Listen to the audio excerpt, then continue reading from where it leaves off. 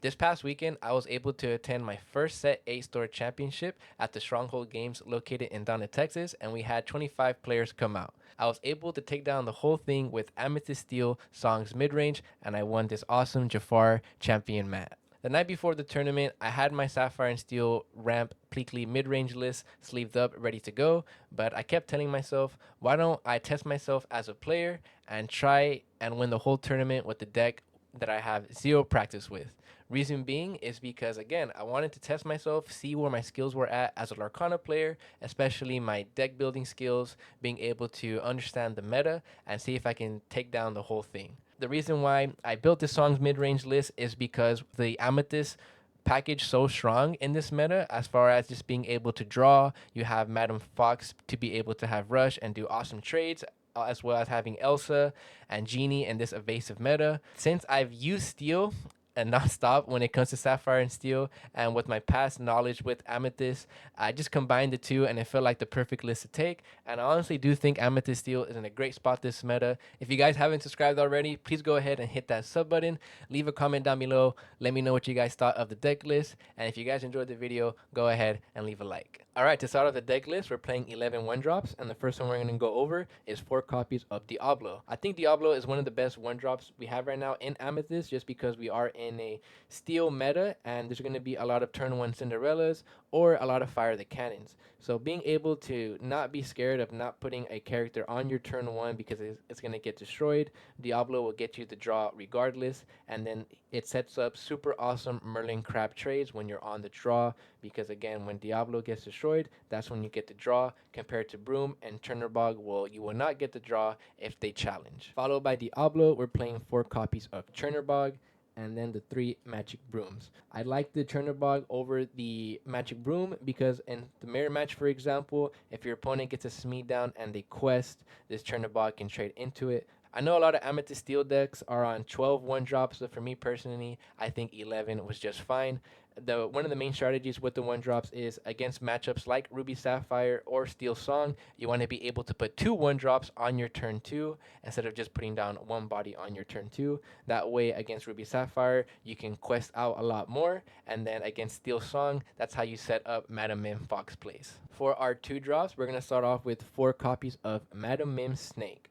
I think Madam Mim is super important in all your Amethyst lists just because you're able to replay a card like Pete, and then in the matchups where just in case you miss out on having two one drops on turn 2, you can always bounce back your one drop, play the Madam Mim, and then having a 3/3 stat line is just super strong in this meta where we're challenging early on against these steel decks, and in the mid to late game, being able to again replay Pete, bounce back your rabbits, bounce back your goats to close out games, to keep drawing cards. This card is just super important. I wouldn't play any less copies than 4. Followed by Madam Mim Snake, we're playing 3 copies of Smee. I know a lot of Amethyst lists are as well are on 4 copies of Mr. Smee, and I think it ranges from either having 8 to 10 slots when it comes to your 2 drops. I'm on 9 because with the 3 copies of Smee, we're playing 2 copies of Calhoun. Why this ratio? Well, I think having that extra 2 lore in your certain in those certain Ruby Sapphire matchups is super strong, and as well as being able to challenge the board back. Just because a turn 1 bill does feel pretty bad in these Ruby Sapphire lists that can counter your one drops. So having a Smee to be able to get rid of that bill as far as when it comes to challenging is super awesome. And then the Calhoun is super important into Amber Steel matchups. Just the resist that it has, being able to play this and a P on your turn 5 is also super huge when you're on the draw against these decks, because now you have a character like Calhoun that can actually gain you lore on the draw, because whenever she challenges something and destroys it, you get the 2 lore. So a card like Calhoun is super important because you don't miss out on that early lore. And with this deck having all these burn cards for the mid to late game, having Calhoun to be able to get you that lore on the draw when you're playing defensively and not miss out on it is huge, and that resist is just very important. I think moving forward, I might cut 1 copy of Mr. Smee just because I think to the mid to the late game, you're really trying to close it out with ghosts and snakes, and you don't really want to see more offensive, defensive cards when you're in the mid to late game. To start off our 3 drops, and we're playing a lot, it's going to be 4 copies of Pete. As always, Pete is just a staple in every steel list. There's songs everywhere. I wouldn't play less than 4 copies of Pete. But the super awesome thing with Amethyst Steel is when you're playing Madam Mim Fox and Madam Mim Snake, being able to bounce back your Pete and replay it, it's just gonna auto win you matchups like Steel Song, Emerald Steel, and Ruby Sapphire to stop those B preps. As I mentioned, one of the game winning strategies is being able to burn lore in the mid to late game. So we're gonna have 4 copies of Giant Cobra. This card is insane. Being able to play this on turn 3, the stat line of 4/4 is super strong into all those 4 willpower characters, and even against other Amethyst decks, you can just trade and kill everything, and this is gonna live. So it's super annoying for your opponent to deal with. Giant Cobra is an awesome singer, and again, the effect, you get to discard a card and gain 2 lore. This is just another card where you can replay with Madam Mim Fox, Madam Mim Snake, and be able to close out games with 4 lore. Is just insane. This card is super clutch. I wouldn't play any copies less than 4. Followed by Giant Cobra, we have 4 copies of Madam Mim Fox. I think this is pretty self-explanatory. One of the best cards in the game. You're able to challenge super effectively on the draw into a lot of these matchups, setting up those 1-drops, bouncing it back, playing Madam Mim Fox, bouncing back Giant Cobras, Pete, stuff like that. This card is insane.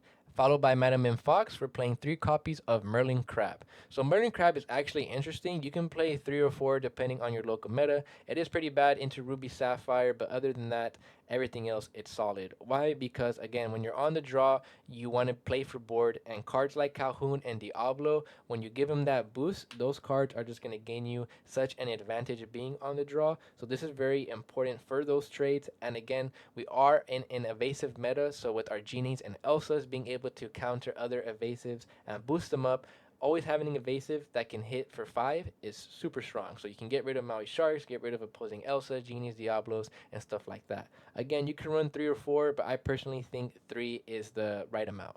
For our last 3-drop, and I actually think this is one of the more important ones, is going to be 2 copies of White Rose. There's a lot of instances where you don't really want to play Madam Mim Fox on turn 3, and you might not have a good trade to play Merlin Crab on turn 3, and then Giant Cobra, just in case you don't have it or you don't want to discard a card in your hand, and sometimes playing just a 4/4 stat line with no other effect does feel bad in some scenarios. So a card like White Rose, you get to play it. It has a 3/3 stat line. You gain a lore. If you bounce it back, you can gain another lore. And then this is just an awesome enabler to seeing cards like French on the other side or Strength of the Raging Fire. So super awesome card. I wouldn't cut any of these. These actually won me a couple games this past weekend. This is such an awesome card. I guess it could be a flex spot if you're going for a more mid-range control list, but this definitely helps with the burning lore at the end in the mid to late game. So onto our 4-drop slot, we're going to start it off with 4 copies of Merlin Goat. This card is just going to win you pretty much all your games when it comes to the mid and the late game. This is how you close games out. Every time the goat comes on the board, he's usually going to get you 2, and if you bounce it back, he's going to get you another 2 lore. So you really just win games when you're at 12, 14, 16 lore, when you have so many lore burn cards like White Rose, Cobra, and the goat. That's the main strategy with this deck. You want to be able to control the board early on, gain lore where you can, and then once you get to 12 lore, you're in a really good spot, because cards like goat are just going to checkmate your opponent, and all the lore burn that you have in this deck is insane, and that 4 stat line against these 4 willpower characters in the meta is huge. Followed by Merlin Goat. This is actually going to be some of the draw cards for the deck that are very important. It's going to be 4 copies of Merlin Rabbit and 2 copies of Genie. So I know a lot of people are on more copies of Genie, not as many copies of Rabbit, just because of right now all the steel that there is, and Rabbit is very easy to get removed. But honestly, Rabbit is just too good of a card, right? When he comes on the board, you draw a card. When he leaves the board, you draw a card. And right now, with a lot of Ruby Sapphires, you can get to a really grindy game. And the reason why I like these cards over Doc is because Doc, yeah, it's faster. You get to draw 2 cards, and it only costs 2 ink. And Doc is super awesome to be able to bounce back and play it again. But a card like Rabbit and Genie, you're able to actually trade, sing songs, and if they get to live, you get to keep questing. And that's the main reason, right? It's the fact that you can challenge. I think right now we're in a very meta where you're challenging, and the reason why I won on the draw a lot of times is because I was challenging back with cards like Crab and stuff like that. So I personally love Merlin Rabbit. if you bounce the rabbit, you get 2 draws just like Dog. And then the Genie is super clutch in the evasive meta, so your crabs are very important to take out opposing Genies, Diablos, Sharks, and Elsas. I like the 4-2 split, but honestly, a 3-3 split could work perfectly. I do want to test that, but these cards are just super awesome. They're an amazing turn 4 play. You get the lore with Genie, and then Rabbit, you get 2 cards, because if you're playing the Rabbit, you want to go for bouncing him back, and then Genie is when you want to go for a more aggressive lore approach. For the last character in the deck, it's going to be 5 copies of Elsa. So Elsa is going to be an amazing turn 5 play when you're on the draw, because when you're on the play, that this you're supposed to be already ahead. But on the draw, you can set up certain lines like putting out a crab, putting out a Smee, a Calhoun, or maybe turn 4 a goat, and then turn 5 you set up the Elsa to try to get a big target out. I think Elsa is very important. The thing is, though, I think 4 copies might be a bit too much. I do recommend probably cutting one card, just because 5 copies was getting a little too cloggy, and for the most part, you only need 1 or 2 Elzas to close out the game. As far as when it comes to trying to control the board, so I would definitely try out 3, because again, I think 4 is a little cloggy, but she's just so important as a turn 5 play when you're on the draw, being able to control the board again, and then with all the evasives that are out, taking out opposing Genies, again, Diablos, stuff like that, Peter Pans is super important. You have to play Elsa. I know some lists that are on the dock version are only playing like 1 copy. I don't think that's correct, just because, again, when you're on the draw, your strategy of trying to get lore early on is just not always going to work out. On to the songs of the deck, and we're only playing 11. We're going to start off with 4 copies of Friends on the other side. So we're not playing Doc, but we're playing all these other draw cards. We have Rabbit, we have Genie, and now we have Friends on the other side. Why do I like this card more than Doc? Well, because I think we have a lot of strong turn 3s that impact the board, and a card like Genie or Cobra where you're able to safely sing it, and if your opponent wants to tag into your character, either they can't or they're going to have to 2-for-1 like a card like Giant Cobra. So I think Friends on the other side is super strong, especially into Ruby Sapphire. If you can just draw a lot of cards in the early game, you'll be able to out-resource them. I just love this card, one of the best cards in Amethyst. This card is also super important in mirror matches or against Amethyst decks, because it's always going to come down to who drew more cards. Being able to draw 2 cards and you have 4 of these in your deck, if you just see more than them against your opponent in the early game, you're just going to win. For the next 7 songs, and they're actually going to be removal, we're going to start off with 4 copies of Strength of the Raging Fire. This is just one of the best removal cards in the game. Since our game plan is just very on curve, play a character each turn, we can set up some awesome board states where we can get rid of 3 to 5 willpower characters, and a card like Pete on the draw to actually help you protect your board to set up a song like Strength is huge. I wouldn't play any copies less than 4, and then followed by Strength of the Raging Fire to finish off the deck. We're playing 3 copies of Along Came Zeus.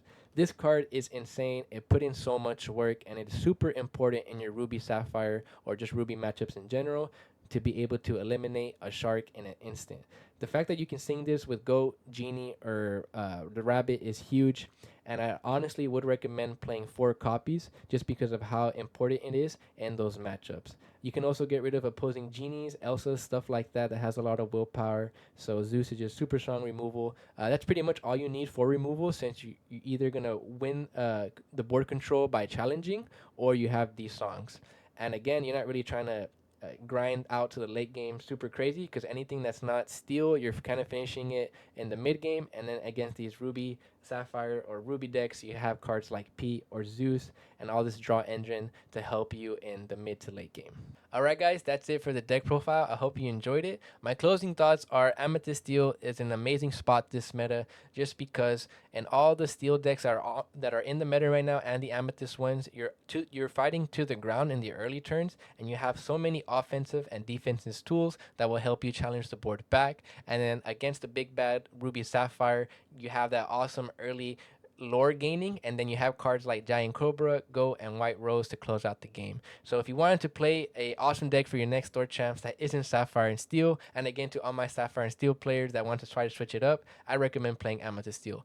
It's going to help you improve your skills as a Lorcana player, because it has all the basic principles when it comes to Lorcana. With this deck, you have the ability to draw. You have key cards like evasive, so you don't have to get annoyed if you're facing against other evasives. You have cards like Madam Mim, Crab, Madam Mim Fox, Merlin Crab, Madam Mim Fox to be able to help you challenge, interact with the board, offense and defensively. And then you have cards like Elsa, cards like Zeus, Strength of the Raging Fire that are super awesome removal tools to be able to help you fight back. If you guys enjoyed the video, go ahead and leave a like. Also, don't forget to leave a comment down below. Let me know what you guys thought of the deck list or what cards you would take out, replace, and if you use it for your next door champ, let me know on social media. Go ahead and tag me at CreateTCG. And if you guys haven't subscribed already, please go ahead and hit that sub button. It definitely means a lot and it helps the channel grow.